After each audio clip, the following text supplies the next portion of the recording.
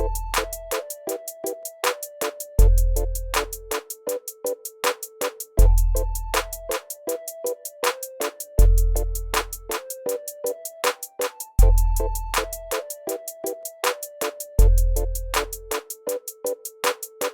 guys, and welcome back to another episode of Architects3DP. As you know, today I'm making another 3D printer review. But in this case, I'm reviewing the 3D printer that you guys were asking for. This video was actually suggested by one of the almost 5,000 followers on Instagram, that is at Matty04.electronics, who left a couple comments in some posts suggesting it. I'm gonna take this opportunity to ask you guys to contact me as he did and suggest new content of your interest for the channel.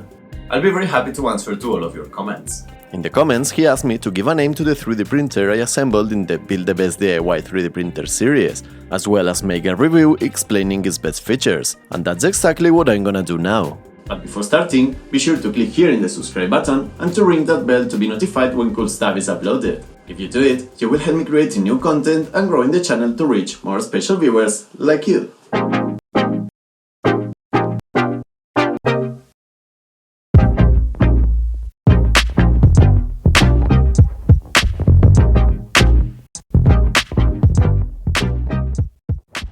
Yes guys, this is the first 3D printer built here at Architects3DP, and since it is a 90s style 3D printer, here I'm presenting you the Architects3DP i3. And I have more good news for you guys. More 3D printers and other machines are coming to the channel very soon. Okay guys, so now I'm gonna review the best features of the Architects3DP i3, but before I'm gonna advance something that a lot of you are waiting for, and is that yes, you can get the Architects3DP i3 built under $200. I will clarify that later, but now I'm gonna focus this part of the video explaining the best features of this great 3D printer. The first we have to say is that it's a 100% DIY project that you can build by yourself at home, and when you get it printing for the first time, it will give you guys the best satisfaction in the world. And the best part guys is that you won't be alone in this project, since I've made a complete video guide where I explain you how to build it step by step in detail.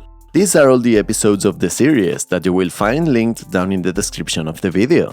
You will find as well the link for the complete bill of materials, where you will find the links to buy each of the components from the Amazon store of your country. Focusing our attention in the 3D printer, the first that we can see is a really good looking machine.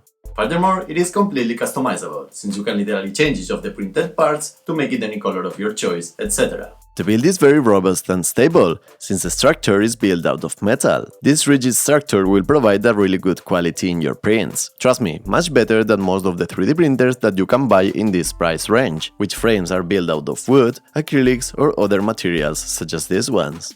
The fact that the structure is built out of metal, it will make our 3D printer very durable as well. And all that being totally upgradable. You can literally change, for example, the length of the threaded rods to make the 3D printer smaller or larger, as well as changing the electronics, the extruder, the heated bed, etc. You can make all those changes to make your printer even better. Furthermore, the firmware that this printer is running is Malin, a totally open source firmware that you can customize and will get the job done for free. Focusing our attention into its physical features, the exterior volume is 44 by 44 cm with a 37 cm height. The print volume in this case is 252 by 239 by 202 mm. A pretty decent volume that could even print the entire 3D printer we reviewed in the last episode, the EasyThreed NANO. You can use the Architects3DP i3 with all variety of filaments that comes in spools of 1.75 mm, such as the common PLA or ABS, as well as PETG, TPU, HIPS or even nylon. I have included a 0.4 mm nozzle in the build. That is, I think, the most common, and is the one that comes by default when you buy a new 3D printer. Anyways, you will be able to change this nozzle later to any diameter of your choice, from only 0.1 mm to 2 mm or more to print larger objects. It features as well a 3mm aluminum heated bed that will make your prints stick perfectly. Maybe in some situations you will need to use hairspray. That, by the way, I recommend you to use this one branded Nelly that will cost you only about €1 and is working pretty well for me. The heated bed is most of the times a pain in the ass to level in the 3D printers, since you have to level it perfectly with the 4 thumb screws or your prints just won't stick to the bed. And this process can be very annoying sometimes. With the Architects3DP i3 you won't have that problem, since it features an inductive sensor that will make the automatic mesh bed leveling with the press of a button. And also, if the aluminum heated bed is bent or not uniform, thanks to its 16-point mesh bed leveling, the Z-axis will adjust the nozzle height to keep keep a constant distance in between the nozzle and the heated bed, finishing with 90% of the causes of a fail in a print.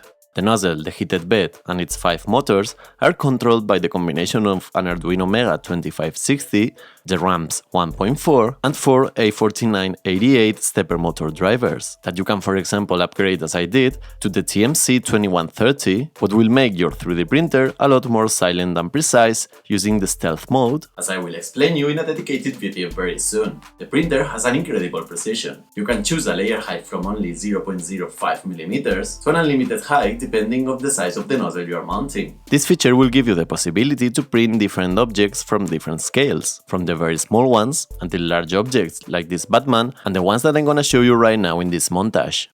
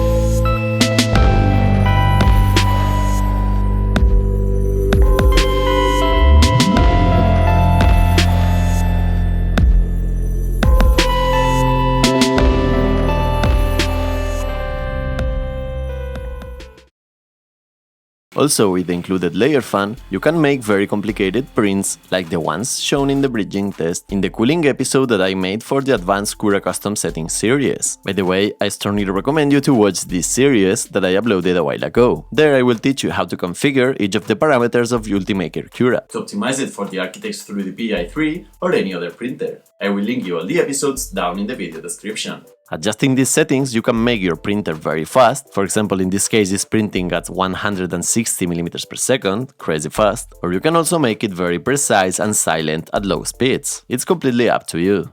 To make your prints, you can use the Architects3DP i3 via USB connected to your PC, where you will print directly from Cura or your favorite slicer.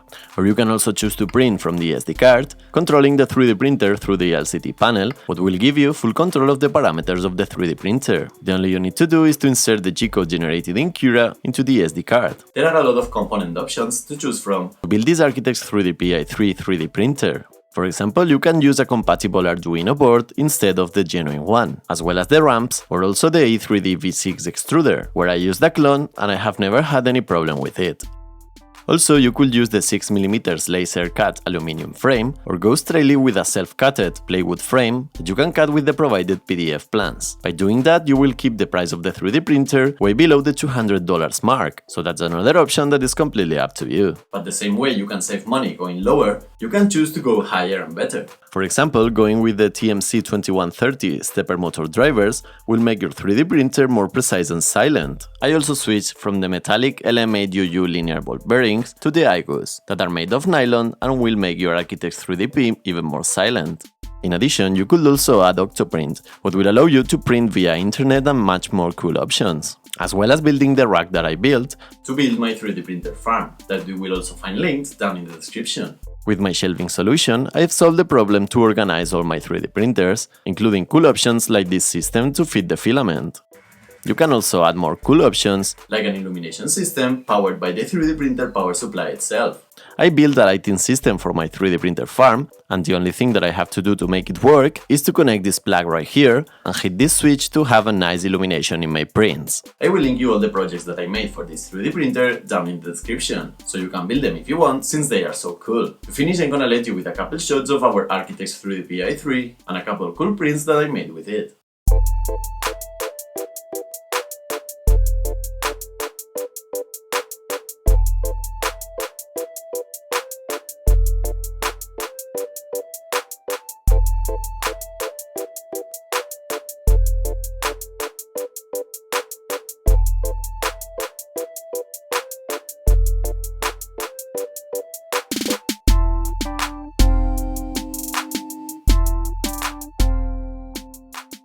Okay, so I hope you guys liked the Architects3DP i3, and that has been pretty much everything for this video. Remember that you will find a lot of interesting links related with this Architects3DP i3 down in the description, including the complete series of video guide for the build, the complete bill of materials, the firmware configuration, the complete Cura setup, and some more extras. If you have any suggestions, I would love to read them in the comment section, as I did with the comment of Mati04.electronics. Actually, thanks to him you are watching this video. Finally, I just wanted to ask you to subscribe to Architects3DP if you still haven't. Hit the like button, leave a comment, and share this episode to reach more people that will enjoy with the new projects. And as always, a special shout out to our Patreon supporters for making this channel possible. If you want to join them and support the channel as well, you can do it navigating to patreon.com/Architects3DP or clicking here in the top right corner. Okay guys, so as always, see you in the next video.